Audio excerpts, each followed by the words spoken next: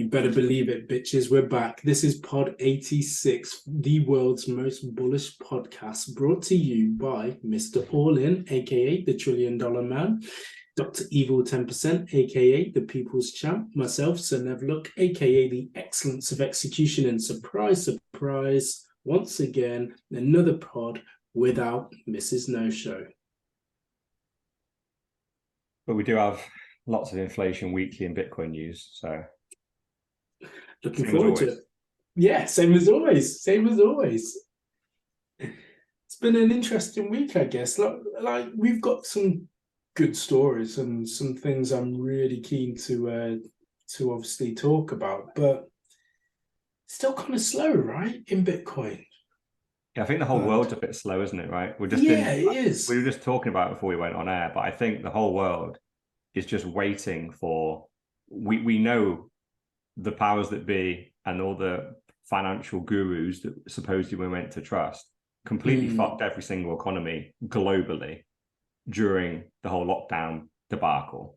And we haven't really suffered the consequences. We've got some big tech stocks that might have gone down 50% but that can't be it.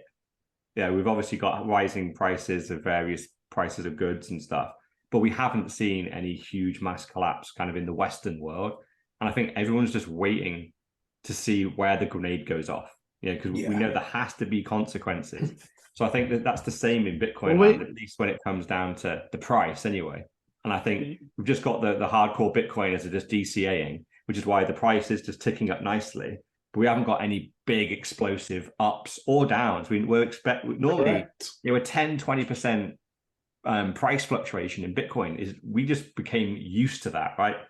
Since pretty much Bitcoin's inception, we don't just go flat or just nicely almost up by 1% a day or something. That's almost what we're doing. We're just ticking over, aren't we? It's just ticking up nicely. The odd little pullback here and there, then we just tick up again, and the trend is just nice and gradually up. Everything's quite calm, and it's weird. It's weird you say that. It's the calm before the storm, right?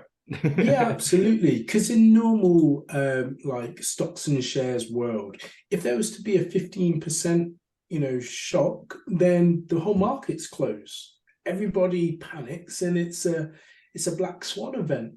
Whereas for us, it's just like, so what? Tuesday. Yeah, but we haven't Tuesday. But I was going to say we haven't gone through a whole cycle, so I think there's going to be more shocks because you think Bitcoin's been inexplicably linked into the stock market. So when the stock market's boomed or when it's died, Bitcoin has also followed the same trend. So you think, what was it, March 2020, Bitcoin hit a massive bottom, and then Bitcoin hit a massive top. When was it? That was it September? Yeah. No, it was November, the top.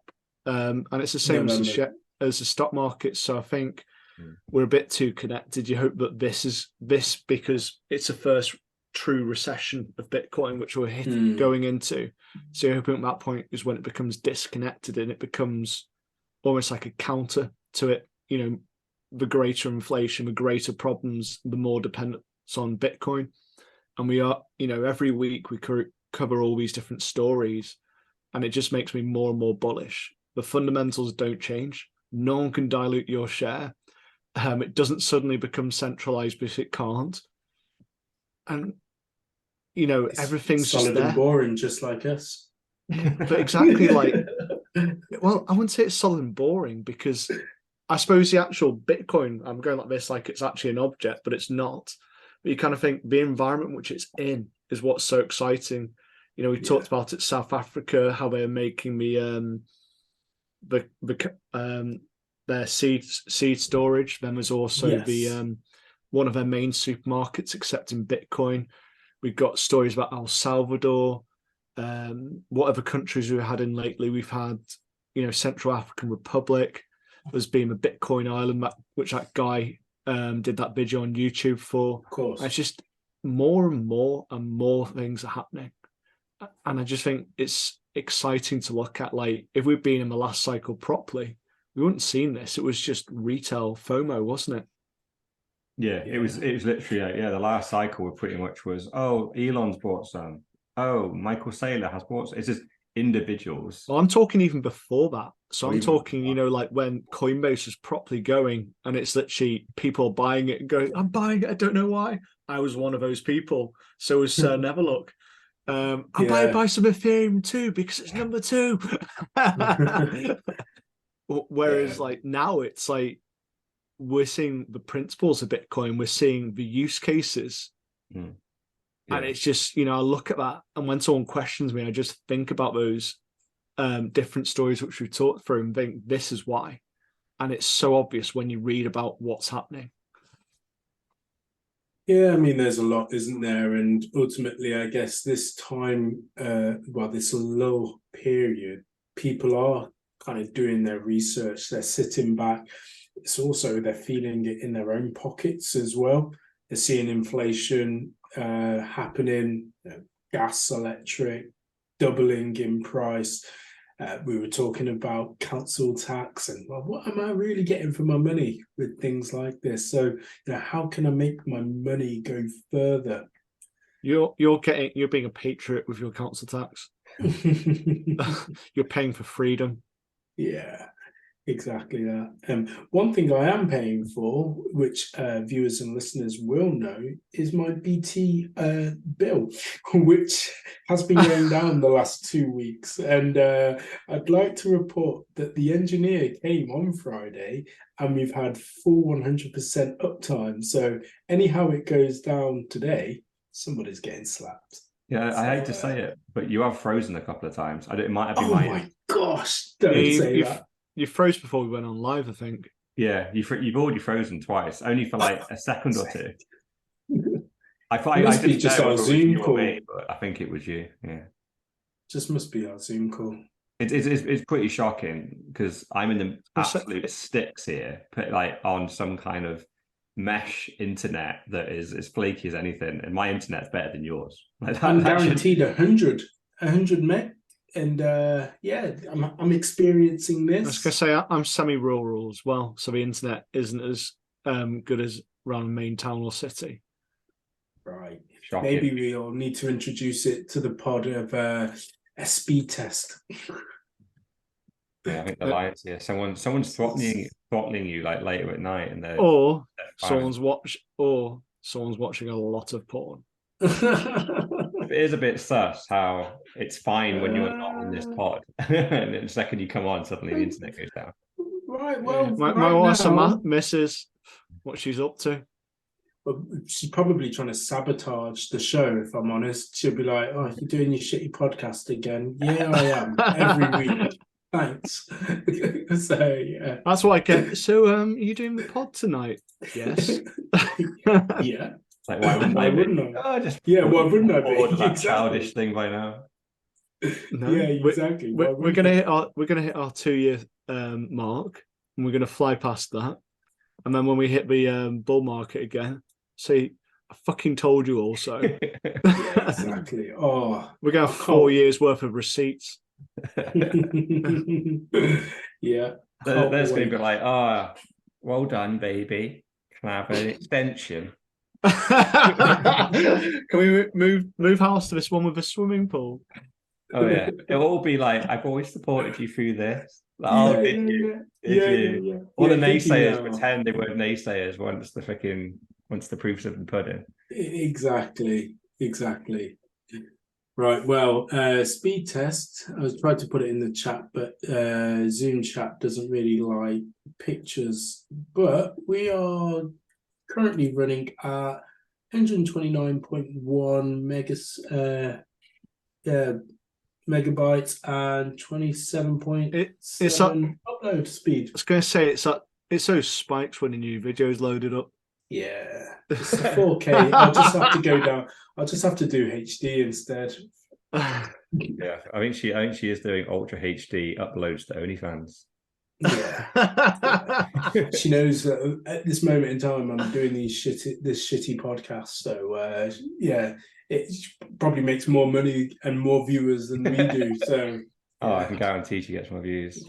Yeah, that's the one. Everyone gets more views than we do. But I've only got 19 meg here. So if you've got like 10x that, it should be. Yeah, someone's literally just like outside, just flicking a wire, like switching it on and off occasionally at yours. I think. Yeah, it must be. But that will not stop, just like the heartbeat of Bitcoin. So let's get into the first story, which we've got. And it's the SEC cracking down on Kraken. So, finding the story. I had to remind myself of what some shitcoining was by reading this article. Funnily enough, I did exactly the same as well. So Kraken get an SEC crackdown for their staking service. So I actually have the definition of what staking is, because it's not something that I've ever partaken in through shitcoinery, but this is the Coinbase definition. So like a lot of things in crypto, staking can be complicated, can be a complicated idea or a simple one, depending on how many levels of understanding you want to unlock. For a lot of crypto users, knowing that staking is a way of earning rewards while holding onto certain cryptocurrencies, shitcoins, is the key takeaway. But even if you're just looking to earn some staking rewards, it's useful to understand a little bit. So essentially, staking is using your cryptocurrency, and we will use cryptocurrency, Ethereum, Tezos, Cosmos, Solana.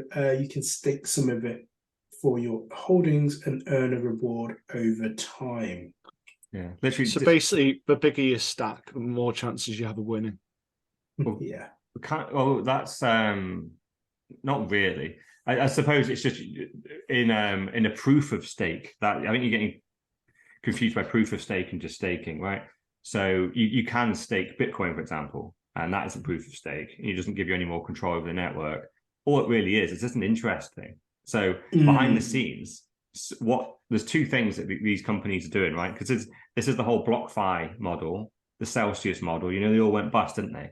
You could give them. Say, where are they again? Exactly, they all went bust, and I think in reality that them going bust has given them the confidence to now ban staking, right? And they've gone after Kraken, which I find very ironic because Kraken is probably the least shitcoin exchange out there, but they're the one that also gives the two fingers up to the SEC the most as well. So I think this classic, is a bit isn't of it? Make an example of them. We're hurting it. They didn't go after like a Coinbase. Or there's a million other shitcoin casinos that are way worse than Kraken, and they've gone after Kraken specifically. But it's funny how it was Gary Gensler doing a video, and it's like, where were you, Gary, during FTX? Like you had numerous conversations with SBF, but you did nothing. Yeah, and if you watch his video, it's so condescending. It's like a kid's video, right? They are literally trying to destroy a completely legitimate company here in Kraken. And they're just like almost laughing about it. Like, oh, don't confuse steak with a meat steak. It's a different type of steak. Like, oh, this isn't for 5-year-olds, Gary. This is, you're destroying a huge company here. But yeah, so behind and it's the scenes, hurting them as well, because they're already hurting as the price is down, and then slapping an extra 30 million out of nowhere is going to be hurting them. No, I think they've already played the game, as we know, with Coinbase. So 50 million for your compliance rules, or not following the compliance rules, and then an extra 50 million to put in extra provisions moving forward. So, find that 100 mil in a bear market. So what I found really funny about this video, like obviously not the stake joke, so just a bit repetitive, but he says, so he talks about staking, and if you put your tokens in, you can basically win new ones, is what he said. And then he said, are they just new tokens which dilute the value of ones you already have? And I went, that sounds familiar, doesn't it? It's just like, they do, yeah, what's a framework of fiat again? Oh, you diluted it. This is why we're in a financial crisis and everything's crashing. That's, and you're just kind of going, you just basically opened up a can of worms, but then he didn't go back into it. And it's just like, you just basically said what fiat is.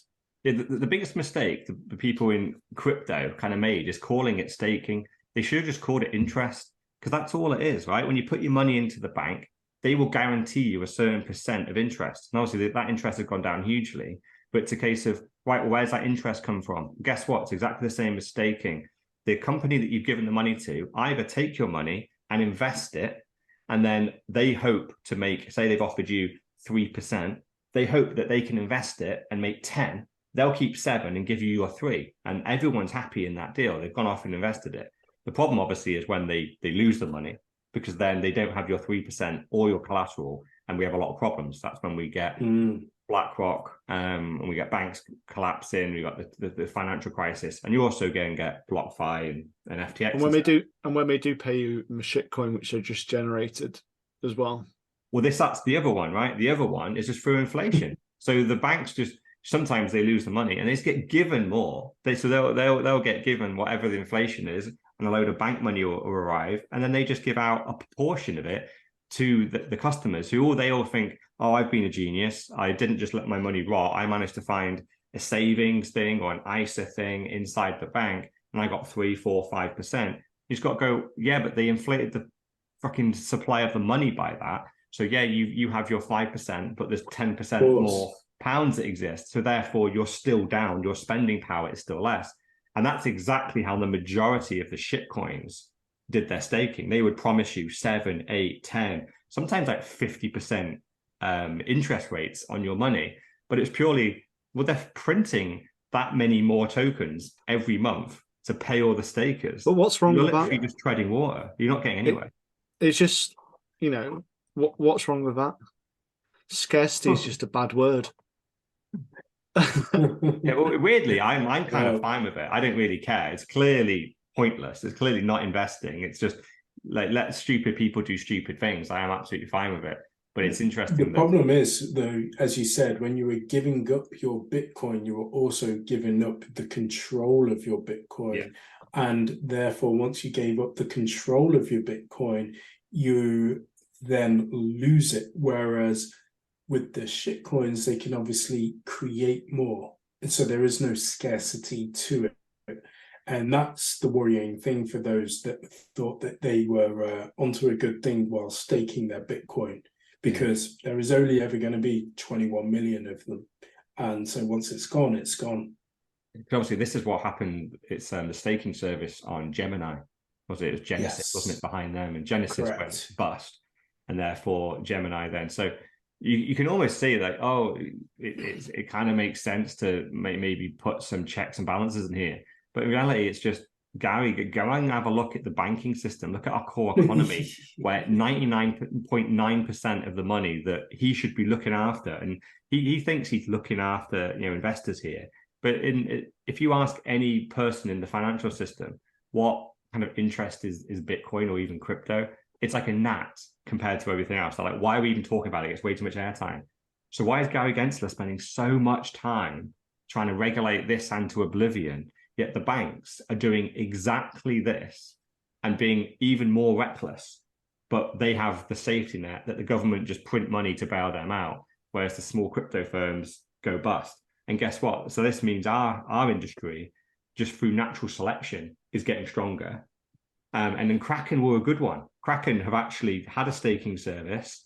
They limited what shitcoins they did. It was mainly for Bitcoin, where you could earn a bit of percent on there. They're mainly a Bitcoin exchange. They've weathered the storm. They've had 70% downturn in Bitcoin's price. They've had all these shitcoins blow up. They've had all the people that were trading these coins and supposedly earning the interest, then pay the users.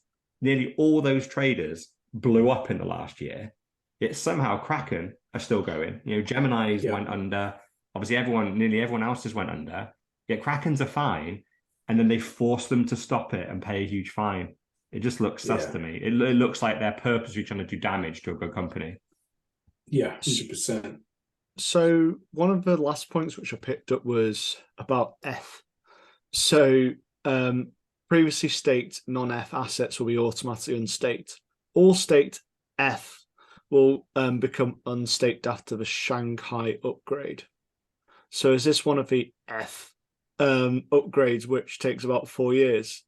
Yeah, well, who knows? Yeah, what this could be, right? So if I was an ETH or an ETH holder, this is devastating to them, right? Because the reason why a lot of people haven't been selling their ETH is because you can do this staking thing, and you're so incentivized to do it because they're printing so much of this shit that if you're not staking it, you're being left behind. It's a little bit like what you have to do with your fiat, right? If you're not investing in fiat, you're getting killed by inflation.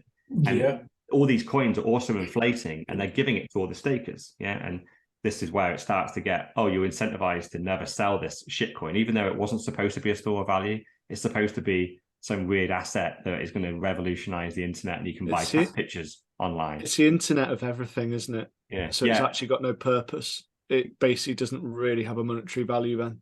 No, exactly. Yeah, its core use case, you have to pretty much stake it, which means you can't use it for it to be valuable to you. And then the problem with this is they're forcing everyone to unstake it. So what's probably going to happen when it's unstaked? They're probably going to dump it. It's going to be big sell-off. It's going to be the comeback of stick dicks. Yeah, so I'd imagine for the final shitcoin holders, this is going to be a big, because the problem is that what this also does obviously do from a macro level is this the attack the US are coming for, right? Is this the first blow, and they've hit Kraken with it, but before you know it, could they just outlaw staking completely in America? And that suddenly means the main use case for shitcoins is gone. They've made it illegal, so that shitcoin's done. Because they can do this, like some people do stake Bitcoin, right? So the use case for that portion of Bitcoiners will be gone. But as you just said, most Bitcoiners would never stake their Bitcoin because it means you've got to lose the custody of it. Correct. So the majority of Bitcoiners don't stake their Bitcoin anyway. So it doesn't really impact Bitcoin. But for shitcoiners, they're not keeping that in cold storage. Like, what's the point? You have to put it to work because they're inflating the supply of these shitcoins by 7 to 10% every month anyway. If you're not staking it, you might as well just sell out of it. Well, it was always gambling, wasn't it? It was always a gamble of some sort. A big question. This could be one of the death knells for shitcoin. This could be actually great news, weirdly, even though it's bad for Kraken. It could be great for moving money out of shitcoin. And who knows, when they unstake their ETH and then dump it, they might realize that maybe I should just buy Bitcoin and shove it in cold storage. Who knows? A few might do that. So Neverlook, you still a shitcoiner? I'm still holding. It's still there. It is a sat on Coinbase. No, it's just sat on in cold storage. It's just still there. Are you not tempted to sell, considering all the things which I've done lately? The move to proof of stake, now this, the unstaking. Yeah, definitely. I mean, I'm 3x up already, so it's just. Do you know how to even send it off it? Sorry? Do you even know how to send it? You know what? I probably might need a lesson in how to be fair. Like I said, it was when I bought it in 2017. I've never bought any more. My average buy price was £230 for ETH. So yeah, I probably will. I'm not fussed about it. Well, eventually you'll be in a loss and you'll be like, I probably should have sold it at a 5x gain. Of course. Oh well. Should we move on to more? I mean, Dr. Evil 10%, what did you make on yours? A few £100. So I sold it before you had the proper boom. So I think it went up to about 2.5, 3, didn't it? And I sold it somewhere just south of 1,000. And I bought it for around about 300. But then I paid a fuckload on gas fees when I sold it. Yeah, gas fees have come down now massively. It was one of those, I can't remember what the event was, where I just went, I don't know why I've got this. This was when I started actually turning into a Bitcoiner rather than just a shitcoiner. And I just kind of went, I don't understand why I've got this. I've got no faith it could crash tomorrow for as far, for all I'm concerned. So I just saw it as a risk by having it. Let me see what we've got right now. And then I bought Bitcoin. Yeah, it'll feel good to get rid of it because whilst you've still got some, you will be slightly still paying attention to the news more because you've got not a non-trivial amount in there. It's not something if that just evaporated and went to zero tomorrow. In the whole scheme of things, you wouldn't really care, but it would hurt a little. It'd be a little bit of a silly I should have probably spent 20 minutes fixing that really. But it is a good chunk of sats as well. It's. I mean, always think about it's 10x as well, at least, isn't it? Like if you just hold that for 5 years, you're getting at least a 10x, probably more like a 20x. Whereas in these shit coins, you're like, it may follow, but I must admit, when obviously ETH is number 2, we never talk about it anymore, but its core like future hopes and dreams on ETH2 and proof of stake. It's all fucking happened. It's all done. And the price is still down 80 to 90%. I honestly don't know how the value is still as high as it is. It should be the value will another only go high based on Bitcoin going high and people thinking and believing I'm going to go in the number 2. I think it's that. Yeah, I honestly you're forgetting about the flip. Uninformed, because anyone that is informed knows that the hopes and dreams that ETH was going to deliver have already been delivered, and it didn't mean shit. Yeah. Also, maybe as well, people building your stick dicks and your NFTs on ETH as well. So that's probably continuing to drive the price for it.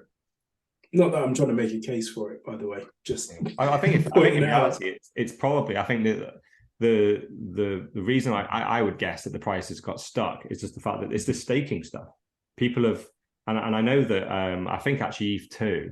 I think if you staked it, don't think you can actually unstake it. This is some weird middle thing. You're right. So I think it's trapped in there. So there's a load of people that want to sell that can't. Correct. Yeah, right. We need the Shanghai upgrade when that comes. Yeah, can't wait for that. It's like, and this is this date, because I'm sure I read something about it, that just keeps on coming and then being pushed back. Yeah, so So yeah, take away from that is just spend 20 minutes, turn it out into sats. Right, by next pod, it'll be gone. Reporting back, pod 87. Right, next story. Our favourite country in the world. So the IMF say El Salvador is fine using Bitcoin. Everything's fine, but you shouldn't be using it. Yeah.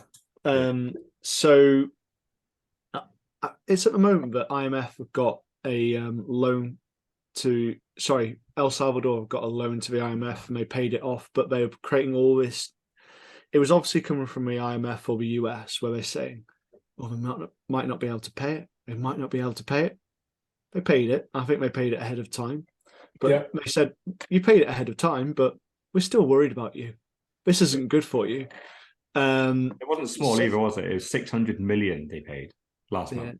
How much more of loans have they got? Yeah, I honestly don't know. Because I don't know, but I remember watching a podcast with Max Kaiser where, at the moment these it's not really materialized in terms of the gamble of the purchase of Bitcoin versus what they paid for it, but yet what it's not taking into account is the amount of tourism that it's brought in. It's not taking into account the amount of reduction in crime, which will therefore, of course, save money. So they can talk about it, they're nearly there or it's not really materialized, but there's been a lot of other positive things that have happened ever since. No one on this pod knew where El Salvador was prior to El Salvador going on a Bitcoin standard. This whole report, basically, it's like Minority Report, but from the IMF. They're literally trying to convict El Salvador of crimes that they haven't done yet. Yeah, because the headline is the IMF says El Salvador's Bitcoin risks have not materialized, but should be addressed.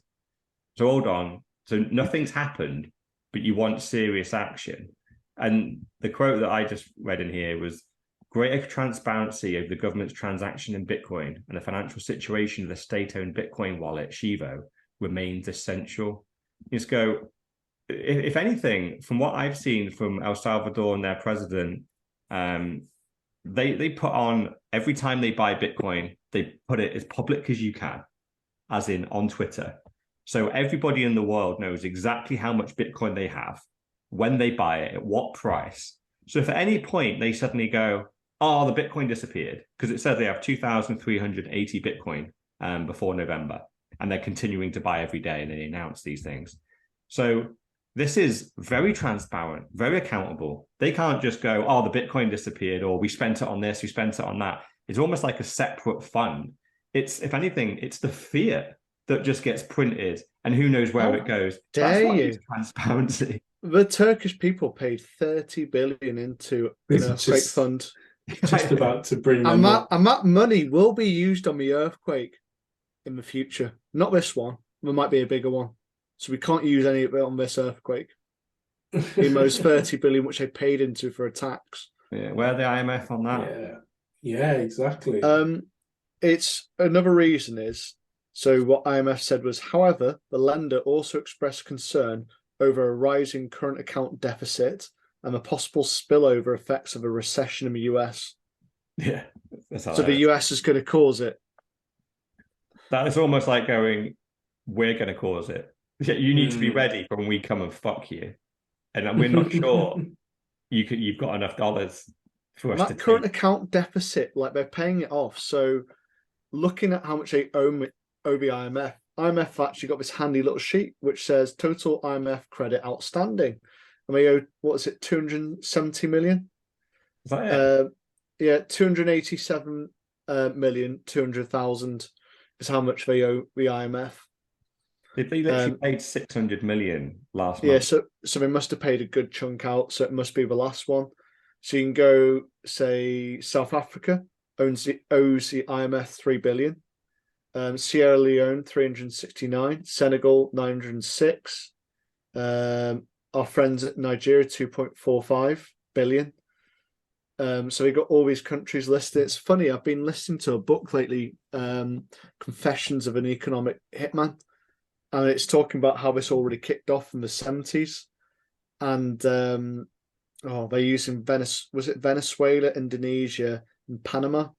And it's basically this, like they're indebting these countries so they're in the debt of the US. Yeah. And this is fundamentally what it is. Yeah. Like they're stuck.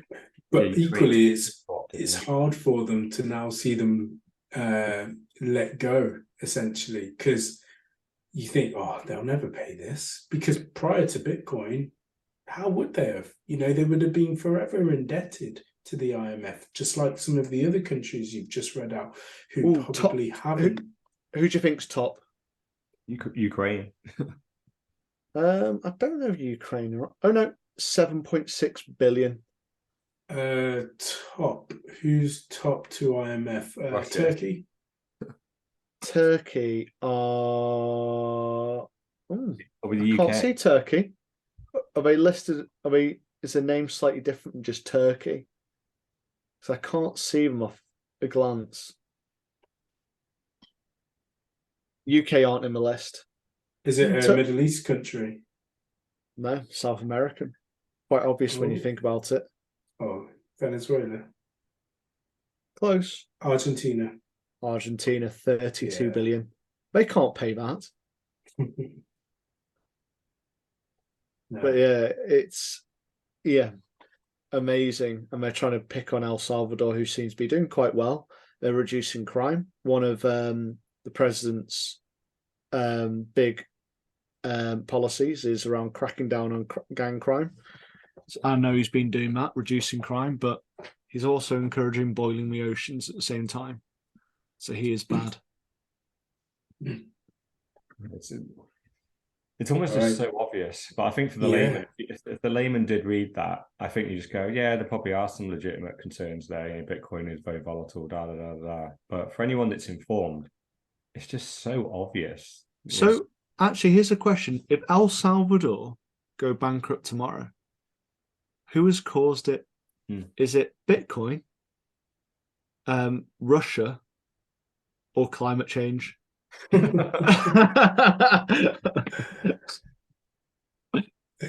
Oh gosh, yeah. Oh, Bitcoin, of course. But what about climate change? No. And Russia? Climate change doesn't work in El Salvador. Just like, remember how COVID only came into effect post 11 o'clock, hence the reason why you needed to be in your house at that time. So no, never. Not when you're eating. Couldn't no, when you were eating. Never. Afternoon, no, wasn't around in the afternoon. But 11, if you were standing 11, up, 8, if you were standing up to go to the toilet, actually no, then it could. If you stood up and went to the toilet, it could be, but not if you're sitting down. But the experts telling me. Yeah. Cool. Right. So sad news. Local Bitcoins, which is an exchange, moving from one to another from Kraken, previous story. Local Bitcoins is now closed for service. Well, actually, it's going to be closing at the end of February, so you've got 2 weeks. But Local Bitcoins is a different type of exchange because it was the first peer-to-peer exchange, which would allow, naturally, people to transact with other people as opposed to buying directly off the exchange. So you could go on, you could request what you were prepared to sell your Bitcoin at, and someone equally on the other side of the trade would then pick that up. And as a primary player in the marketplace, it's now coming to an end. Unfortunately, the exchange is saying exactly as we have been saying. It's citing the reasons as the challenges during the ongoing very cold crypto winter as the reasoning for shutting down. So it didn't need a kick in the dick from the SEC or anyone else. It's just unfortunately been wrapped up. It's a shame, that. And it does look like there could be more to this, right? Because they don't mention that it's regulation or any pressure to put them out of business from governments, but it does follow, because obviously the peer-to-peer KYC and AML are not required on small transactions, but they are required on more. So they did have that type of verification on local Bitcoins for bigger trades. But they even link an article in here where someone here went to trial, and there's lots of money laundering cases for people that have been using local Bitcoins a lot. These stories obviously hit the press because people obviously are going on there trying to buy small amounts, trying to go under the radar because they want to buy non-KYC Bitcoin, right? But then straight away, obviously, the US government will assume the worst. You're clearly either a terrorist financer or buying drugs or doing human trafficking with this illicit funds, not just trying to buy non-KYC Bitcoin to store for the future. You can't be doing that. So, and they don't care. They literally don't care. The law says if you buy an asset and exchange financial assets one for another outside of KYC and AML rules, you are treated the same as a terrorist financer. Regardless if there's no evidence for that, you just get prosecuted under money laundering rules, which can be 8 to 10 years in prison, depending on the amount that you've been switching. And the magic amount is $10,000. Once it starts, that's when you're suddenly in that realm now. And if you end up doing hundreds of thousands or millions, then the prison sentence just keeps escalating up and up and up, depending on how much you transacted. So it wouldn't surprise me if, obviously, number one, I think that has been a big driver for driving customers away. I mean, people have realized that back in the day, you could do this peer-to-peer stuff and they weren't really looking. Now I think they are looking, and I think they know all the various wallets, and they probably half the accounts on local Bitcoins probably were the government in some shape or form, and they were doing kind of transacting some of the.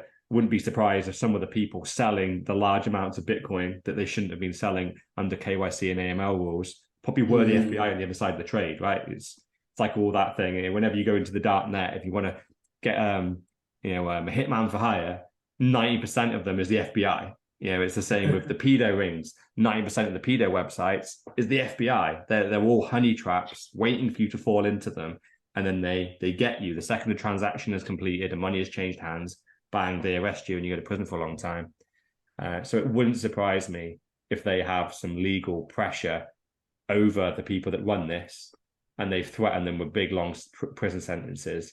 They've gone, look, we don't want a big furore. We don't want to put you in prison.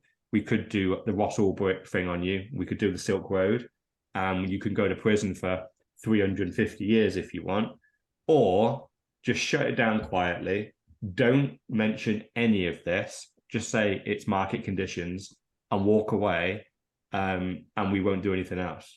So I wouldn't be surprised if there's an element of that. I'd be interested in a couple of years to see if the founders can come out and go, what really happened there? Because I don't think these guys need to do it for money. I think they can just leave this thing run. There's no reason to really shut it down. I don't think they'd have huge costs. I think it's going to be legal pressure. Which is, what happens to the Bitcoin that isn't withdrawn? Similar to, like, you could have a bank account, someone passes away, the money's still in the bank. You know, there's never been any KYC to link who that Bitcoin belongs to then inform them that they've left this Bitcoin on the exchange. So quite get absorbed. Yeah, it says they got 12 months, so they're going to shut it this month, but you have another 12 months to log in and take your money out. I think probably after that 12 months, your money's gone. Yeah, they'll just take it. But you'd be crazy, right? They'll send out loads of emails, and who's going to do that? Yeah, that's the same with bank accounts and all types of services, isn't it? There's quite a lot of, you know, vouchers and all that kind of stuff. Companies close down all the time, and if you've got a little bit of money there, they give you a little bit of time to get it out or spend it, and then after that, they just go, well, it's gone now. We've got it. So yeah, it's sad because obviously this was the way, right? And obviously we want more peer-to-peer stuff popping up, but I just can't see it. And obviously we had this chat in our group chat to go, you know, this brings up an opportunity to go, well, is there another opportunity for peer-to-peer? And it's just a case of that you for low transactions, then great. But I think so many people have just accepted the fact that if you're going to buy your Bitcoin, it's just best to buy it on a massive exchange. And then if you want some privacy, try and get the privacy afterwards and un-KYC it by mixing it later and then having a little bit of privacy there. But buying non-KYC Bitcoin is just such a hassle and still comes with some level of risk. You're going to have to find your local dealer, aren't you, outside of these kind of like forums. So it's literally going down to your street corner. Yeah. Is it Bitcoin? Is it Virgin? You've got some of those sweet set. And the problem, it literally is that as well. I really hope you edit that part of the podcast, because Dr. Evil 10% whispering in my ear on Valentine's Day just gave me a shudder. And a semi. The camera's not showing.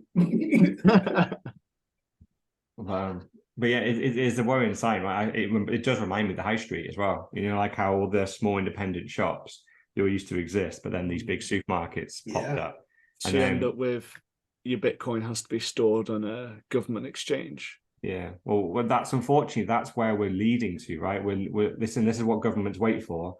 They bring in loads of regulations. It forces only the big companies can comply.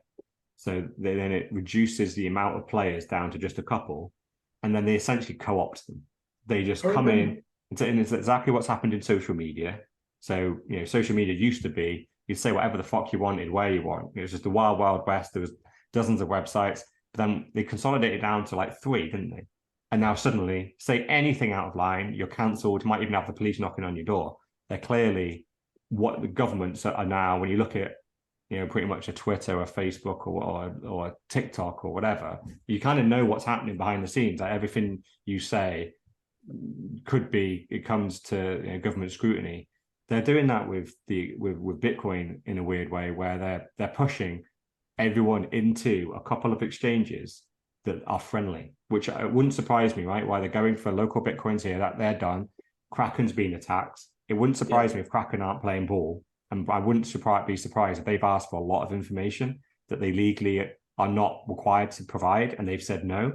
Whereas people like Coinbase and Gemini may have just gone, okay, we don't have to do this to give you all this about our customers, but we'll do it anyway because we don't want any repercussions.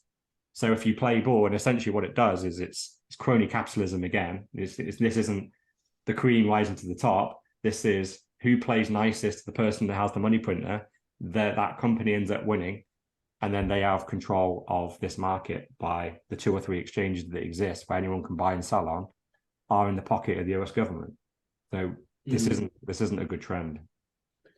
We've always said it as well, that exchanges are or could become the new banks. And of course, the banks don't want them to become the new banks, because I would much rather leave, if I did, you know, money over here than there. Or of course, you're not depositing and leaving your money in a bank, which is, of course, how banks make money, by lending that money out. So if you're not using them, when you got your stimmy check, back in the day, you may have just saved it, put it away for a rainy day. 2021, in 2020, of course, you were just putting that straight in the exchange and hoping for the best with Bitcoin. Because at that point, the narrative was it's a great inflation hedge. Yeah. So the more I think about this, what we need another Satoshi that comes out and just gives us the mother of all fucking awesome peer-to-peer exchange, which no one knows who the fuck did it. It's coded to a freaking some kind of brilliant UI, and you can just jump on there, put your fiat on, exchange it for Bitcoin, send it off, no KYC, no nothing. Or it is a load of different addresses. They just hit, exchanges happen, and you just go away. We need someone that just kind of gifts us this. Because at the moment, every time someone does it, kind of trying to do it legitimately, the second there's a name on it, they can come for you. So do you think with these kind of exchanges, they'd have to come up with, I suppose, ways to transfer it to anonymize traffic and all sorts? Because you kind of think if you went to that exchange, you're logged by your ISP can block that kind of exchange. So there needs to be some cleverness around it. Yeah. Yeah, that's what I mean. Why we need genius. Yeah, we need a Satoshi that can get around all these kind of blocks and just make it this freaking magic website that no one can block. No one knows you visited it, and just get your Bitcoin in, get your fiat in, and do your trades and come off again. And they'll just be forever trying to search for the fucker that did this, and that person is also a genius and can't get caught, because obviously every time you set up a website, you leave loads of trails. But just as Satoshi did that for Bitcoin, so we need one of them for this exchange. So we're putting out a plea to Craig Wright. Please create this for us. Indeed.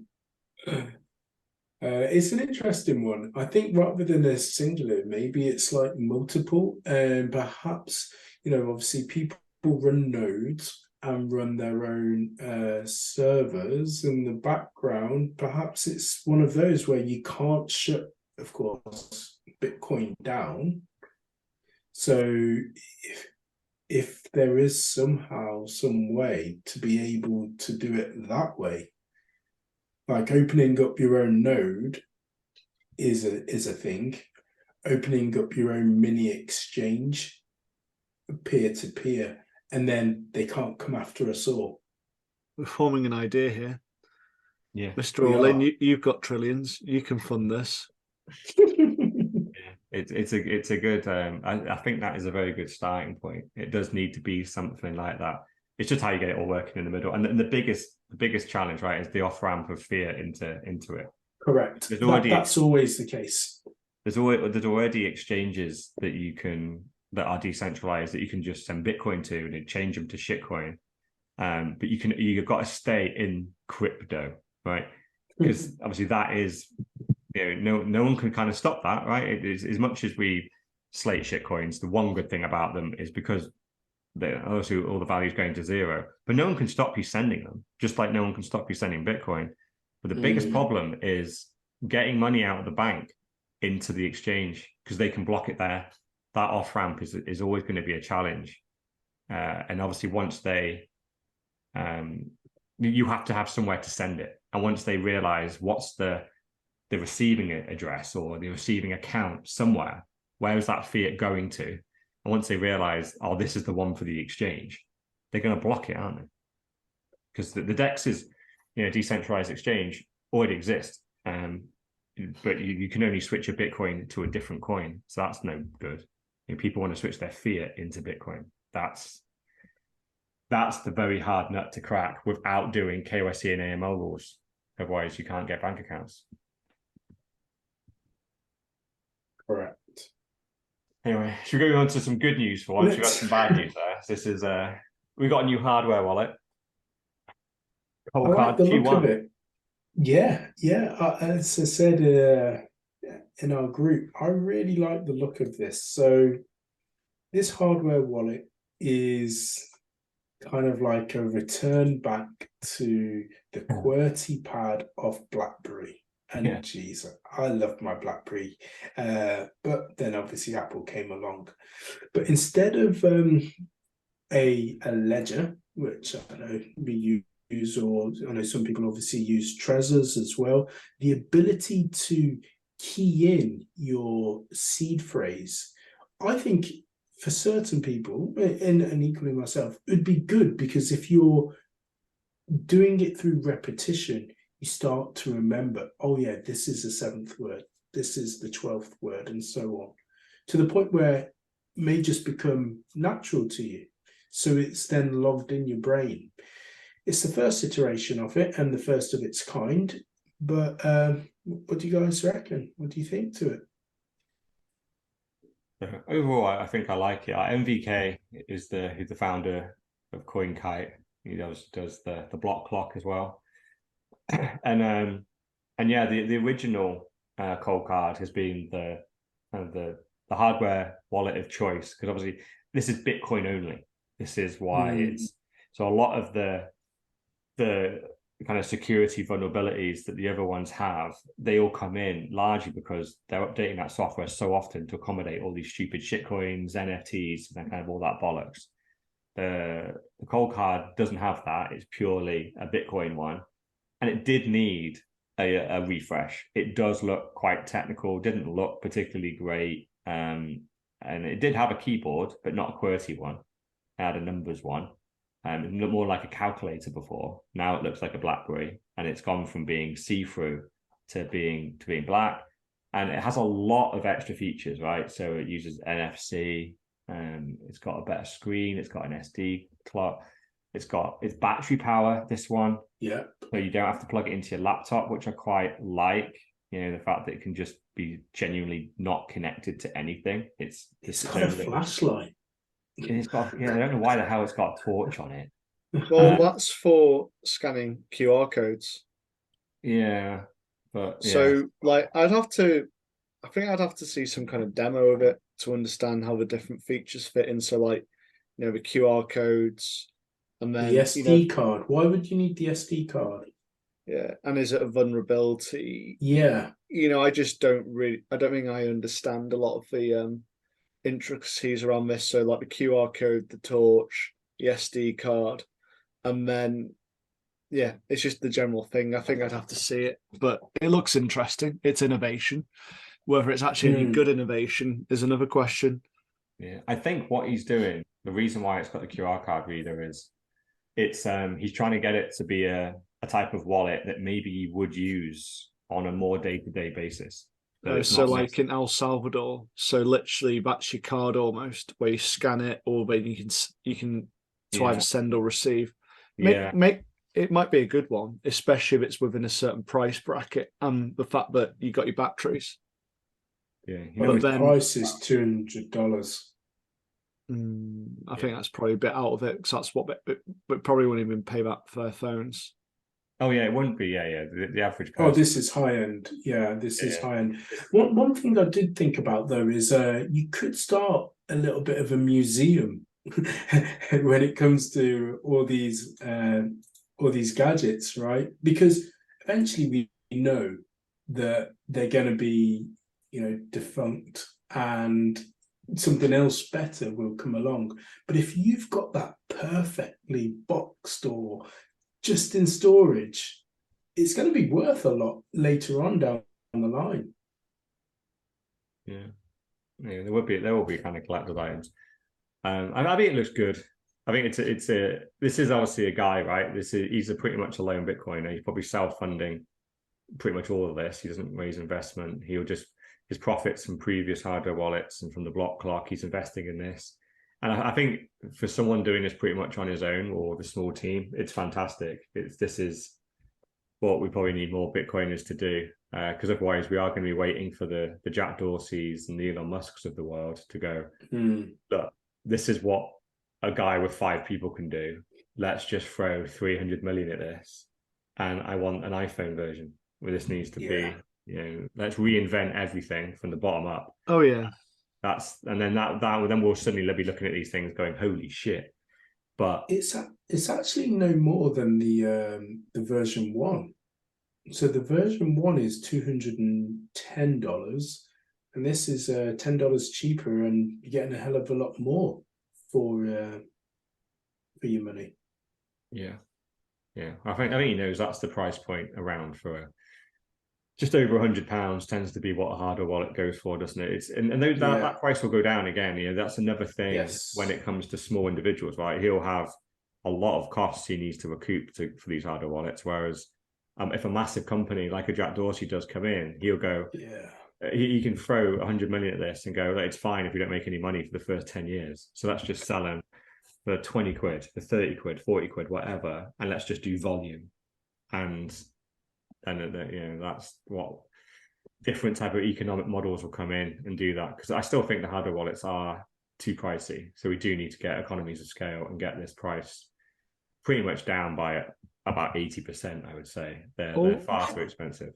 There's the hardware wallets, and then there's also the kind of like wallets you started to mention at the start. I think that's definitely something which someone's got to go along, like moving it to like a card size, but then it's how does it operate with sending and receiving, and there's no Wi-Fi, all those kind of questions, because there's got to be ways.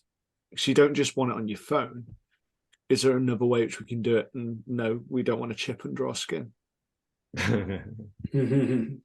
Yeah. Yeah, we're talking about do it yourself. Our next story is that, isn't it? So this is the backup seed that obviously sits behind a hardware wallet at the moment to have a crypto steel or a similar type of thing to put your backup words on, to stamp your words into some metal and keep them safe, your 24 words or 12 words. At the moment, they cost about £100 each as well. And weirdly, we were talking about this only a couple of months ago, where we literally said the crypto steel is basically just a big screw with some washers. And if you stamp the washers and just put the washers onto a bolt, you've got your own backup seed words. The thing about crypto steel is it's like got a smooth cover, so you can get it into the crevices. Oh, so it's prison safe. Whereas this, I think, be a bit ribbed. It's ribbed for her pleasure. But we actually touched upon this, I think, when we had that South African usage of Bitcoin, and it's actually part of that where they were putting it on bolts, but it was bigger washers like this. This doesn't work. You need washers which are a bit, meatier than that to stamp on properly. But it's a good idea. Really is a good idea, and it does make me think. But if I want to set up some more, steel, maybe I should go along this. But then the concern is, what happens if the bolt comes off? You put numbers on the back of them. No, yeah, good point. But then again, yeah, I suppose you're getting too clever if you don't want to put numbers on. But yeah, really good point where you can just put numbers on the back. Yeah, because ultimately, I know what you're thinking. If someone was to find it, they'd know what it is, etc. But we're still in a niche, aren't we, in terms of, and this is why all of these inventions are coming out right now. We've still not found the magic pill, but we need these iterations to get there. We'll use it for a year, two, and so on, and then think, actually, there's a better way to do this. So with now, this, you need to do it. So you literally need it'd be 10 stamps, wouldn't it? 0 through to 9. Obviously, a big fat hammer and some kind of vice of some sort to keep the washers in place. But you need better washers than this. I don't think those washers work.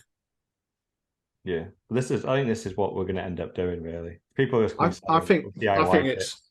Yeah, I look at this and think, that's easy. You could probably get those number stamping from like B&Q, couldn't you? Yeah, well, he said he did it for $20. Everything you see is $20. Yeah, and everyone's got a hammer at my home. Yeah. But I think you need some way of actually holding the washers in place so you can actually get some decent purchase on it without them flying everywhere. Yeah, probably. Yeah, I think what did I stamp? Yeah, now stamping sheets, and they don't move. But yeah, the washers probably would jump about a bit. But yeah, good idea though. Definitely a good idea. Definitely one which anyone who hasn't got metal seed backup, I'd say look at this post in the show notes.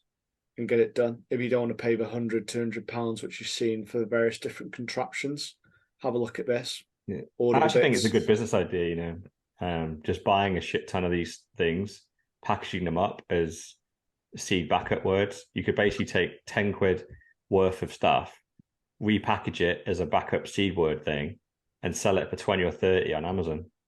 And people, just for the convenience, would go, oh, you found the right bolt, the right washers, the nice little stampers, and you just done it for me. So for the convenience, I'll pay an extra 20. But so yeah, here we go. We've got this. So I've quickly just typed something in Amazon, and you can buy some number stamps for £12.97. Seems to be the cheapest which you can buy them for. yeah, Then a pack of washers, it'll cost you like £1 or £2. exactly. Yeah. So if you just went and sourced all that stuff from China and then packaged it up yourself and just sold it on Amazon as a hardware wallet backup seed word thing, put a bit of a premium on it. Bitcoin, I was gonna say, but Bitcoins are too tight. Would be like, I can fucking buy that cheaper. Oh yeah, but obviously at the moment people are spending £100 to £200 on it, aren't they? And to do this one, you have to kind of know this is even a way. And this is just really, it's like it's a DIY kit, but you're just, I don't know. I've just only just come up with that idea then. I'm tempted now. I'm tempted to put a little kit together and start flogging them, because it's just one of them where I think there's a decent profit margin in it, but you're still undercutting the competition by about 80%, and you're still making 100% profit on top of what you paid. So I think you just have to make sure that the stamp can go through metal. yeah, of course. This pod is the innovation pod already. You know, we've come up with a few ideas.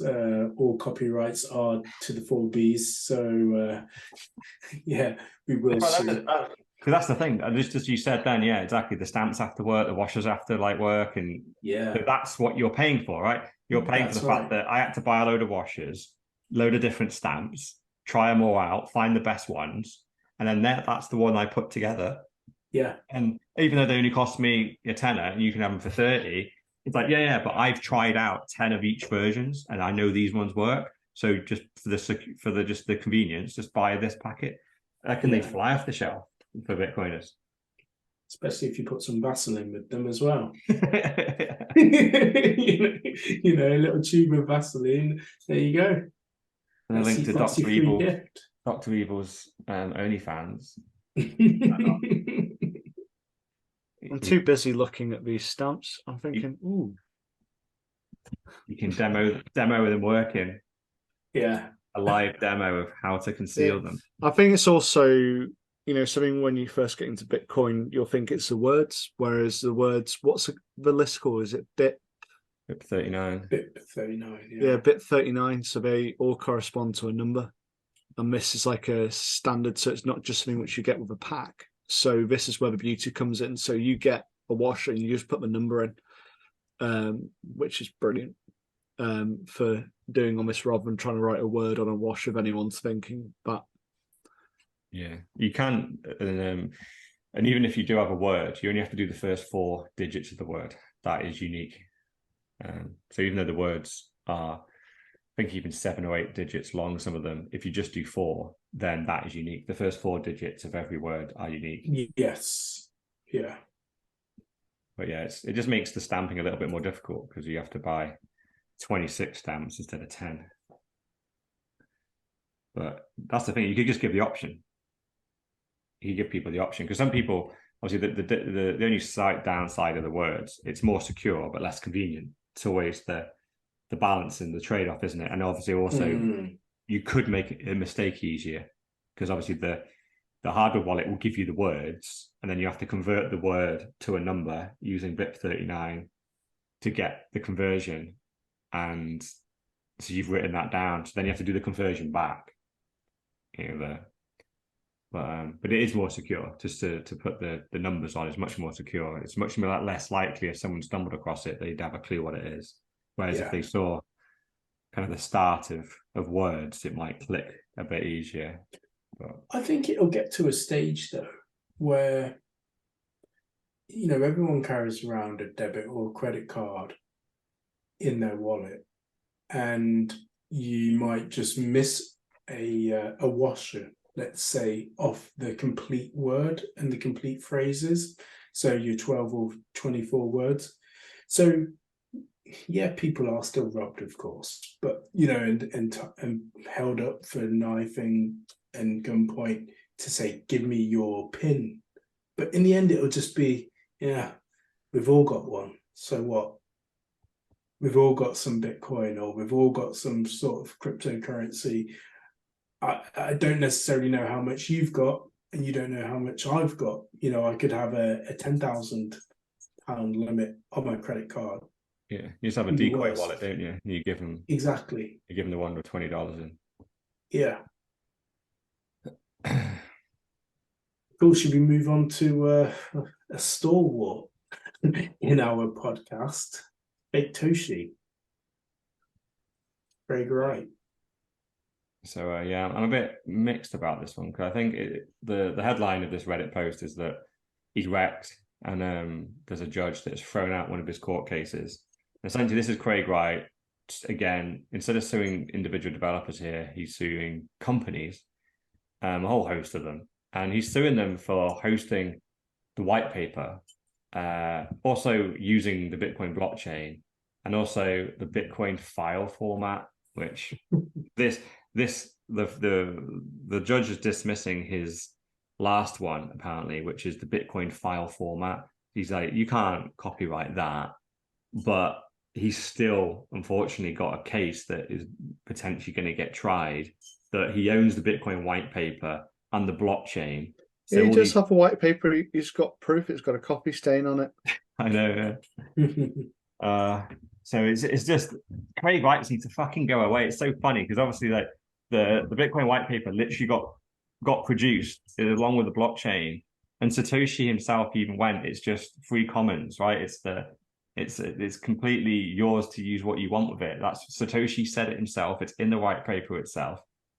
Creative Commons or something. You went. It's up to you. It was there for feedback, wasn't it? Prior to actually going to launch. So if I remember right, it was August 2008 as to when the Bitcoin white paper came out, but the launch wasn't until January of 2009 for Bitcoin. So there was a time before when, all your comments are all welcome. Bring it on. Yeah, and he released it knowing, this is the world. Yeah. And now this is the least Satoshi thing in the world ever to do, is just to go, the white paper is mine. Anyone that hosts it anywhere has to pay me royalties. Let's go, Craig, what the fuck are you talking about? Yeah. Again, I feel like we will look back in years to come and think, do you remember that crazy guy that thought he could own all of this and pretended to be? But the thing is, he's trying to tie everyone up, and he must be spending a fortune on this, but I'm guessing he's not paying the bills, or he's stalling paying the bills, and it's all going to catch up with him at some point, because he owns HODL like hundreds of thousands of pounds, which then goes into fund. He owns various other people hundreds of thousands of pounds, which will go in the fund, and he hasn't paid those fees yet. Yeah, but at some point they are going to call it in. His sugar daddy Calvin Air will be paying it. That's who's getting bankrolled by it. It's really annoying. He's spending tens of millions on just tying up loads of companies and individuals in Bitcoin over these such frivolous things. I think we may have said it though, either offline or previously in our chat, that the losses that he may be accumulating in court may also then start to kind of weaken his case, and he begins to think, is it worthwhile? Or and I know judges shouldn't be prejudiced. He's been going along this for like 5 years or so, isn't he? And this Calvin Air guy, it's someone who's a successful businessman, and you're kind of going, how on earth has he been roped into this? And he's been taken in as well, hasn't he? Yeah, you just find it amazing. It's strange. At this point, I'm starting to think they might even be like government freaking sock puppets, that they're almost being just paid to just try and cause disruption, because Yeah. They've been so embarrassed at this point. Like, they're not in the space at all. Like, before the fork, Craig Wright was quite a big voice, and then the fork happened, and he's got his own coin. That happened like 3 or 4 years ago now, and it's just slowly but surely his presence is just completely gone. He's not on social media. He's been banned from everything for the various attacks that he does on people, the fact that he threatens everyone with legal action, and he's doxed numerous people as well. So he's got banned off all the social media. So he's pretty much disappeared, but he's just doing these lawsuits in the background. You go, what are you even trying to achieve? And yeah, the good thing is, hopefully, as more and more of these judges throw his cases out, that just completely undermines his future ones, because the judges can just go, look, you've already tried to sue various people for the same things. Precedent is showing me that you're just you're just doing this to try and get some type of credibility, but you don't have any, so just go away. Right. Craig Wright. Eventually he will die. Until then, we will move on to story. So I can view this. So but Bitcoin's like baseball cards. Don't expect the taxpayer to subsidize your losses. At least it's collectible, unlike fiat, which can just be replicated. You can make some nice handbags and stuff with Zimbabwe dollars. But yeah, he talks mainly about crypto, doesn't he? I think Do you want to give the background to the story? So someone called Federal Reserve Governor Governor Christopher Waller fired off a warning about the risks of cryptocurrency, saying they are nothing more than a speculative asset like a baseball card. I kind of think this is just run of the mill. It's got. So I think he uses the standard term intrinsic value. So once again, we go, what is intrinsic value? Intrinsic value is basically value to everyone. And what has value to everyone? Not even water, because not everyone wants water. Some people want to die and not drink water. Some people could be allergic to water, which would be really weird. So nothing really has intrinsic value. So it's a bullshit term just used to try and prove someone's point. So I just look at this and just go, it's another FUD article. It basically means nothing. Here we go. Waller also said banks that engage with crypto customers should practice caution to make sure they are not left holding the bag if there is more of a meltdown in the crypto industry. But then it goes to the point, it's not the bank's money.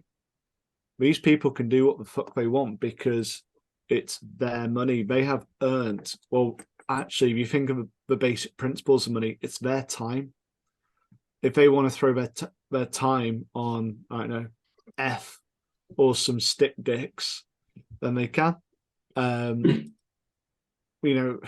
and then they're fine with them going down the casino, putting it all on red or black, playing a bit of blackjack. That's all fine. But it's funny how the main quote here is the Fed governor warning to crypto investors: don't expect taxpayers to socialize your losses. I don't know anywhere, especially in Bitcoin, if I lose some money in Bitcoin or anyone loses any money in Bitcoin by trusting a company with it, I do not expect the government to help me in any shape or form. Even the various exchanges that do have a little bit of insurance sat on there, I don't trust it. I don't expect it to pay out. I don't believe it will pay out. I know I have come out of the system and I'm very, very happy with being out of the system, and I need to secure my own wealth, and any mistake I make is on me. There's going to be no one to pick up the phone to. Bitcoin doesn't have a phone number. There's no CEO. So him even implying what he's doing is riling up. He never says Bitcoin though in the article. It's crypto. I know. Yeah. But that's they always do that, right? Because they don't want to say Bitcoin, because straight away they're giving Bitcoin number one airtime. So they like saying crypto because it merges Bitcoin in. So whatever the latest shitcoin scam you've heard, oh yeah, Bitcoin's just like 1 millimeter away from that. And really, we obviously know it's not. It's a completely different asset. So they never separate it because it's an insult to Bitcoin just by saying it's in crypto. And at no point. And so what he's doing, is he's riling people up, because you can see in the comments. The funny thing is, the first comment that I read was just only the losses of big banks are socialized. So that's obviously like a dig to go. It's ironic that the head of the Fed's going, oh, we're not going to bail out any crypto people. He's like, yeah, just the big banks get that luxury. But the rest of the comments are coming from people that I think, because this is not a random investment type website, what he's doing is he's enraging people that aren't in crypto or Bitcoin, going, do you know they're asking for this? So the people that aren't in are going, oh, they're all going to lose their money. And then my tax money is going to be spent bailing them out. So they're trying to like almost kind of fire up some resentment for this industry to go, we know it's going to go boom, and then you're going to pay for it. So, and at no point is anyone in this space, I think even to be fair, in crypto, have gone, yeah, we know we're not getting any bailouts. We know this is a separate financial system over here, and with this financial system, the existing one is not going to help us. We're trying to replace them. So we know every fuck up is going to get laughed at and regulated to hell. The opposite of being bailed out. But yet they seem to be implying somebody's asked him for a bailout, and you go, who? Like, no, we know that the taxpayer is not going to subsidize any losses that happen in this space, and I don't think anyone has ever even thought they would. So what are you even replying to? This guy's the head of the Fed. Also reminds me of an article that someone sent me. I will say they are a detractor to Bitcoin, about people going to some sort of like a clinic because they've got an addiction to cryptocurrency. And it's just like an Alcoholics Anonymous or a Gamblers Anonymous, and that they are addicted to crypto. And I was just like, well, yeah, they need it if they're addicted to crypto. Degenerate. Yeah, exactly. And his response was, well, these people need help. And I said, well, yeah, they need to actually do their research and to understand what they're putting their money into. But like you were saying, I don't think anyone would be complaining that they've lost money in that way, shape, or form, because they should have done their homework beforehand. Just send him an article about like Alcoholics Anonymous and being like, we should ban beer because look, these people are addicted to beer. Just go, how are these two things linked? Like, people in every single part of society are going to get addicted and be degenerates about everything. So yeah, I'm sure there are a very small amount of people that are addicted to trading just Bitcoin for some weird reason. And yeah, they're dumbasses and they probably need help. But just very easy. Just fucking stop. Just buy Bitcoin and stop selling it again. Buy it and hold it. It would be a very short counseling session, wouldn't it, to get people out of Bitcoin trading? It's like, just fucking stop. The message was dangerous stuff, this crypto. What a fucking idiot. Oh, yeah. There was a time when Dom was pouring up to $200,000 every week into cryptocurrency trades. True boomer. Where did fucking Dom get all his money from? Must have been a lot of HJs being given out for that. Fucking Dom. Dom works in a company that processes central bank digital currency transactions. Fuck. Like, what? That sounds dodgy because they don't exist. It's just like BBC. Is this a made-up story? Exactly. Is it another made-up story like you did over all the pandemic? He didn't want to use his real name and wants to be anonymous because he doesn't exist. You know what? I didn't even properly investigate the story. I was just like, whatever, and just moved on. But yeah, you're probably right. So I don't know if this is... So this is another one. She eventually sought help from Paracelsus Recovery, whose programs for crypto addiction range from 4 to 6 weeks at a weekly cost $104,000. Online therapy sessions cost $650 an hour. Treatment involves blood tests, customized diet plans, yoga, acupuncture, and medication where necessary. She added, describe it as a 360-degree approach. I will offer a 4-week recovery program for 30 grand. And all you get is Stop. It would be stop trading with shitcoins, prick. And a backhand. Put it into Satoshis now. Yeah. What a great way of getting people off some financial addiction they have by charging them a shit ton of money and getting them into more debt. Yeah. Replacing consumerism with some consumerism. Great. Yeah. Let's move on to our last and final story for the week, which I'm really looking forward to. And so thank you to anyone that's obviously got this far in terms of listeners and viewers, because I think this is really interesting in terms of the fiat treadmill.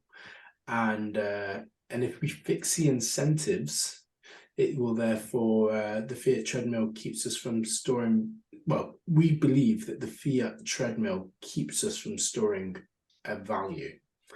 And that's because, of course, it's the way that the game is set up and rigged. So, and I would definitely say this, that Bitcoin changes our mental model in terms of what we do with ourselves. I disagreed, and you can watch all 86 other podcasts back, where it says it makes us think more seriously about quit drinking. Well, how do you feel about that, Mr. All-In? No, I do agree, right? It's the whole health thing, right? So I think it's more like I obviously it's helped me with probably like day-to-day drinking or my day-to-day eating. Like literally, like Bitcoin does bring you back to basics. It really does. Yeah. It brings you back to your family, your self-sustainability. So obviously, I like a whiskey, and I drink steak, but beer's pretty much completely out of my diet. And some of that is just age. It's not Bitcoin necessarily. I'm not 25 anymore, going out every weekend. I'm nearly freaking well older than that now. But yeah, I think it does. I think it literally does. Like Bitcoin does suddenly, once you get the money thing, once you're in a couple of years, I think you flip and you suddenly go, well, what are the kind of successful Bitcoiners doing, and what do we live up to? It's why it's always funny when we had that someone like accused me of being like, oh, Bitcoiners just talk about buying fast cars and trading and all that kind of stuff. And it's like, no, it's literally the opposite. If you look at the really hardcore Bitcoiners, they will lift weights, they eat steak, they're family people, and they barely spend a penny, and they're just living completely independently. That is the default kind of stereotypical Bitcoiner. And I think once you come in, you almost accept the fact that you can't probably go all the way down the things. And I struggle with various things on that kind of list. But that's what I know that is what I should be doing. That is that's the aspiration. And I know I fall short on various things, but I think that's a really good example. Whereas probably before, that my kind of role models would have been people that were wealthy and successful and had a lot of influence, had a lot of power. They were buying a lot of stuff. They had swimming pools. They had fast cars. And it's like, oh, I'm trying to get that, but I'm falling down in certain areas. I need to keep working harder to get. And what really I was looking at, my role models were consumerism, right? And now my role model is, it's the archetypal business guy that lifts weights every day, or family guy that lifts weights and eats steak. And you go, and I think you really epitomize it. Through the Citadel, and you bought a home, and you're trying to live off the land, whereas before that might not have necessarily been your modus operandi of thinking, oh well, it might have been the fast cars, the living the lifestyle sort of thing, and it has changed a lot. I would say when it comes to gaming, because it says we're playing video games, it's like I really want a PlayStation 5, but I just begrudgingly think, no, I'm not going to do it, not going to do it. And Street Fighter 6 is coming out, and I'm going to break. June 2nd, it's coming. And before then, I know I'm going to have to break. But before I would have broken a lot earlier, and I would have been on the first release and immediately had it. And now I'm thinking probably a month or two before I'll have it. There's a big change there, isn't there? Because I think before as well, you'd have been proud of it and probably would have flexed and gone, look at this. Yeah. I think once you're a Bitcoiner, you're almost ashamed, and I am. You secretly buy it. You buy it every time you play it. Like, I probably should be farming or something right now, or I should be lifting some weights. But I just want a little bit of fun. I want a bit of fun for an hour. And it's shame. Whereas before you'd have been like flexing, probably posting a picture on social media, like, look, Street Fighter 6, I'm the first to have it, paid a premium, aren't I a fucking baller? Now you're playing in a dark corner, not telling anyone because you're a bit ashamed that your Bitcoiner friends are going to go, that could have been sats. Yeah.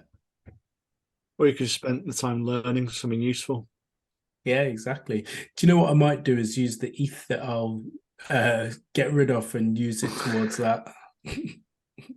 It's funny though, because like I look at this and I read it and I just went, I'm a fucking Bitcoin NPC, aren't I?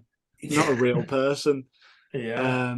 But I think a lot of these habits kicked in probably before I got into Bitcoin for me. Though I think Bitcoin has really hammered home a few of them. Like I've probably gone to a lot more extremes in the last 2 years.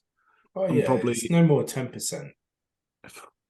fucking 100% down that rabbit hole. But you look at people and there's the consumerism, bad eating, and it's basically rotting yourself. Whereas it does bring in that, or what's the correct term? I always forget what it is. A long-term view on everything. Yeah. Low time preference. Yeah. So Yeah. you're looking at your health. I'm kind of thinking, how can I look after myself better through my many years? Like we are unfortunately starting to get a little bit old. Bodies are starting to degrade, fall apart. So it is how can I look after myself, make my last years better. Whereas I suppose round about our age, people do start to really give up. It's the No midlife crisis exercise. as well. But it is, isn't it? You either go one of two ways. And if you haven't already gone one way already, you think, well, there's no point now. Or you think, yeah, I better fix up and live out the other, Yeah, exactly. Put on a decades load of of my weight, life. eat shit because they just don't care. They're basically rotting themselves, or rotting their body, rotting their brain. But yeah, it goes through, the incentives, and it made me think again, like I'm listening to Confessions of an Economic Hitman, and something which he said was he's speaking to the local Indonesians in the 70s, and they just commented how bad the US life was back then. So the alcoholism, working hours, not spending enough time with your family, being obsessed with consuming, and they didn't want it in Indonesia. And that is Keynesian theories versus, say, sound economics. Whereas the Indonesians were, I think, probably back then, they probably weren't so affected by inflation before they were bought by the IMF.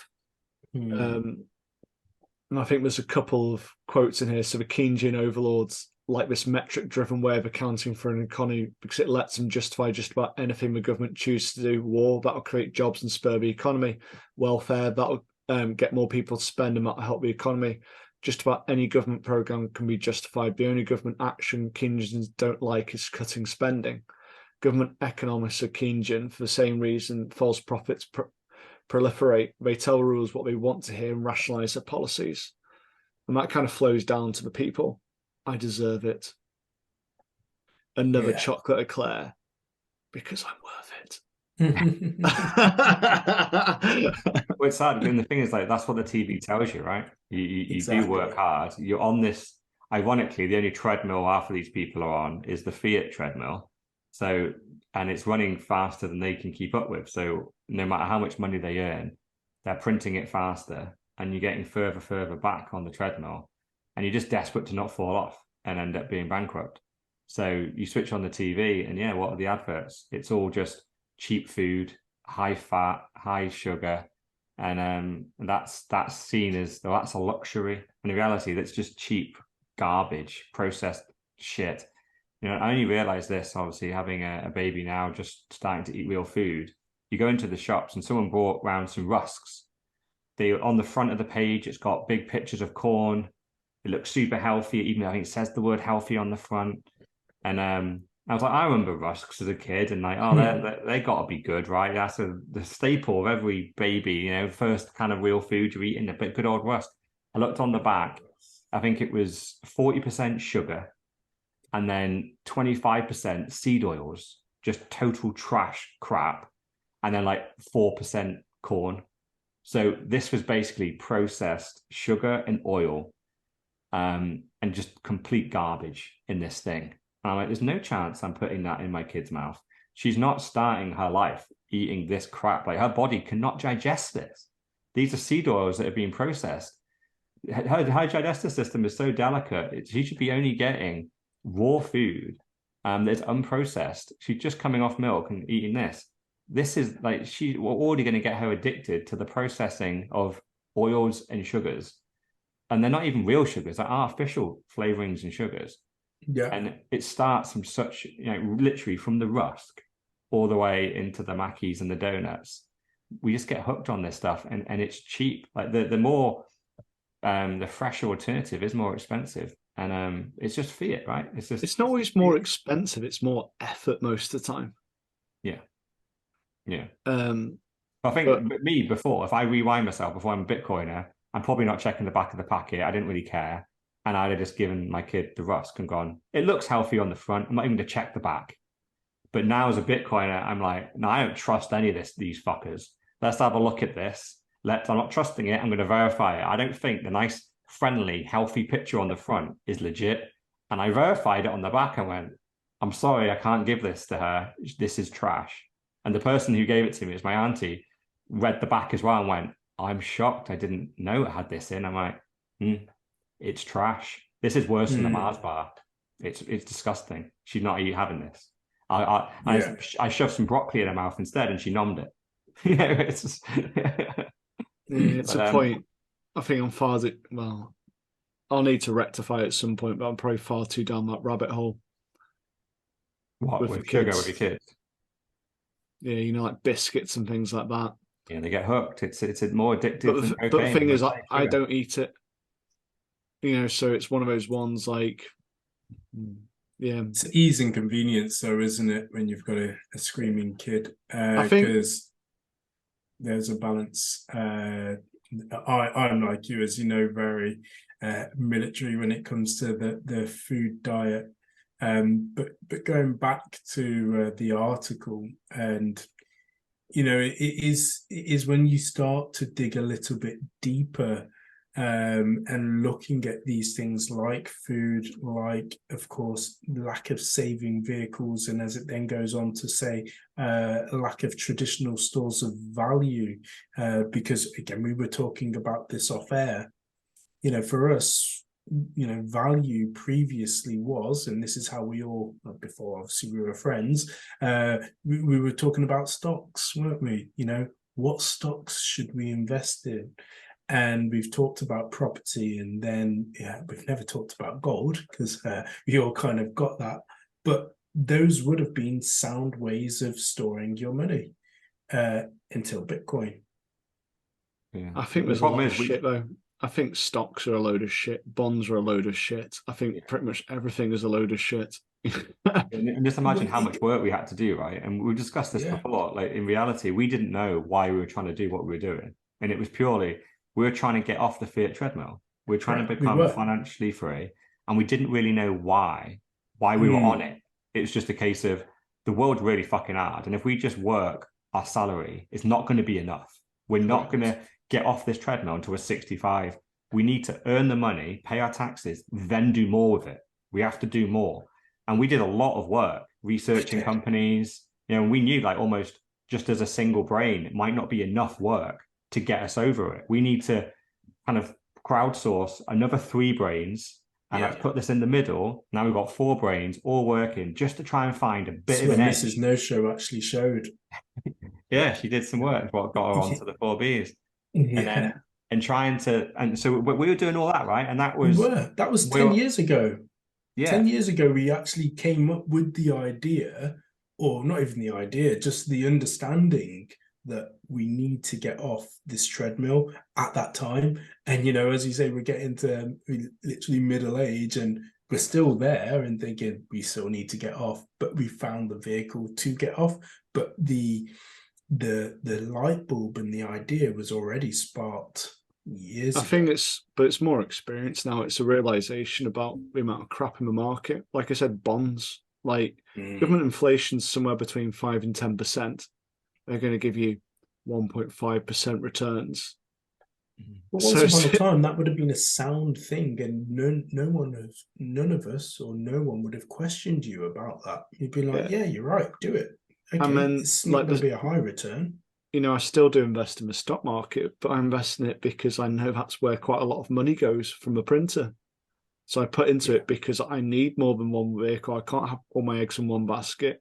And then property is once again a cause by the money printer, because if you think you talked about vehicles, and property is such a good vehicle for money because people need places to live.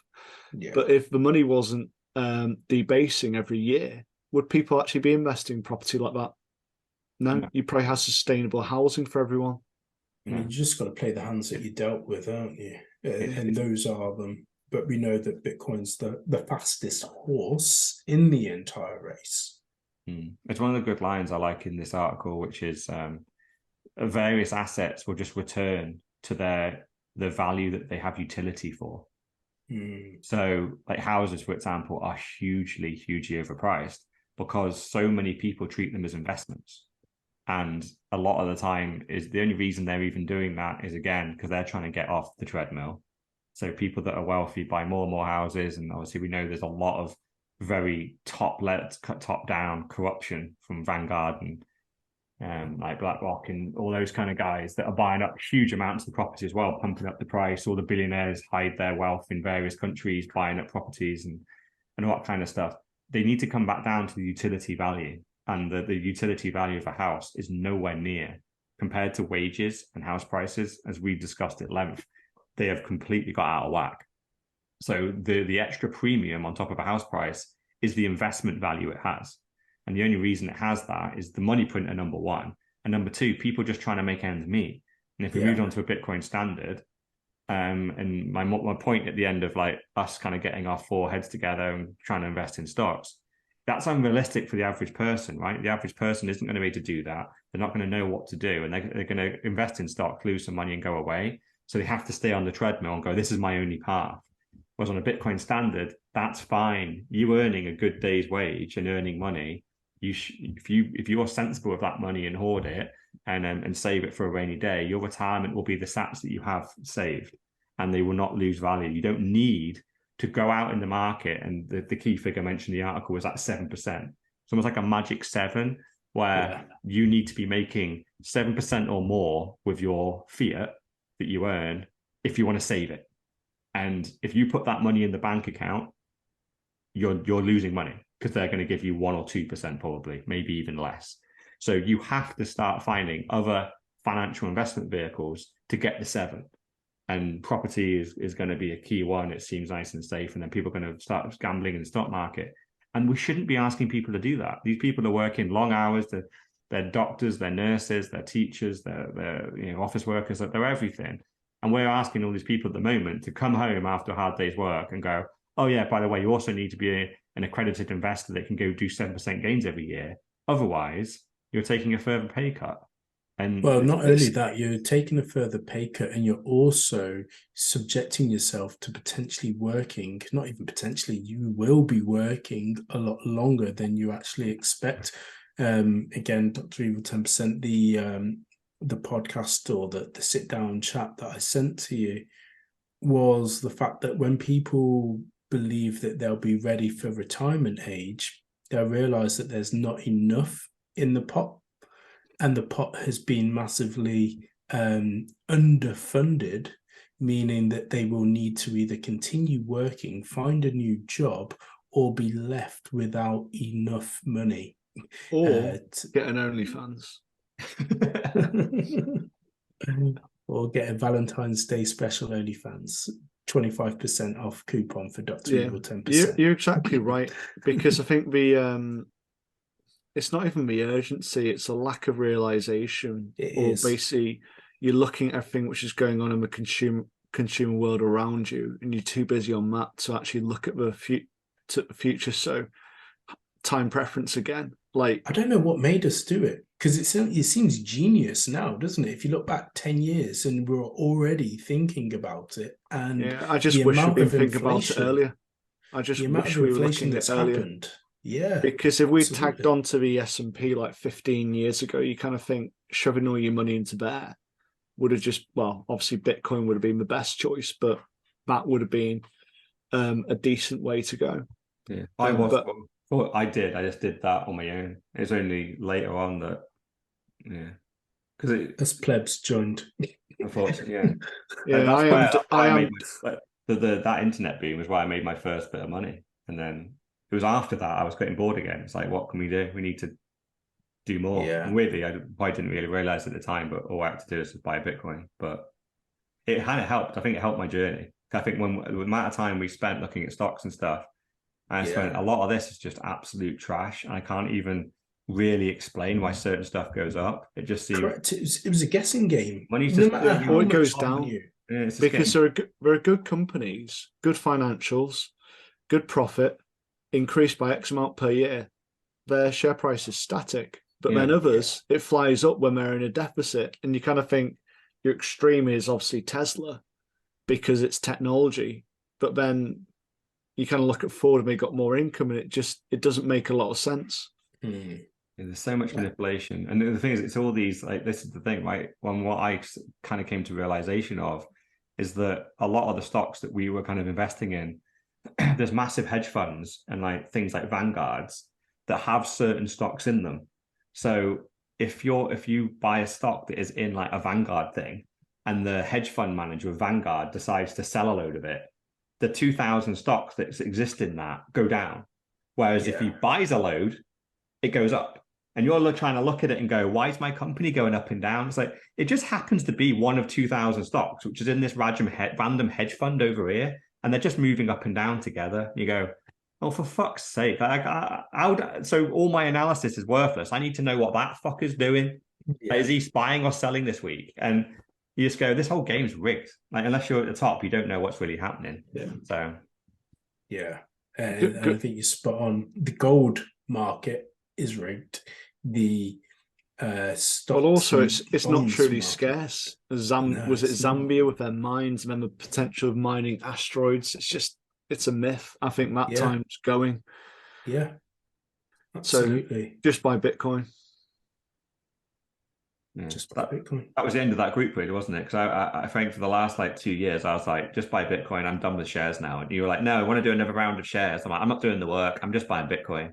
You're like, he's gone crazy. And about 2 years after that, you're like, okay, we're just buying Bitcoin now.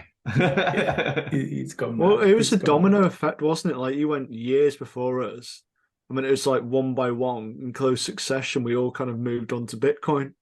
Yeah. No, you didn't need a group for that. You just need to have a podcast and just chat shit for 2 hours every week. You don't need to do any real work on companies. It's a lot more fun. Yeah. Well, there you have it. Another chat shit week between the 4Bs, the most bullish podcast out there. This has been pod number 86, brought to you by Mr. All-In, aka the $1 Trillion Man, Dr. Evil 10%, aka the People's Champ, myself, Sir Neverlook, aka the Excellence of Execution, and she was here, but she's never here, Mrs. No Show. It's a very inoffensive pod this week. You're right. That's because I'm not drinking whiskey. I had a tea. Yeah. Do you know what? I actually started to drinking more and more tea because I feel like each week we come to spill the tea as to what's going on in the world of Bitcoin. So it's a subliminal thing. But fuck the whiskey. Yeah, fuck the whiskey, fuck the team, fuck everyone. Yeah, that's a good way to end. Peace.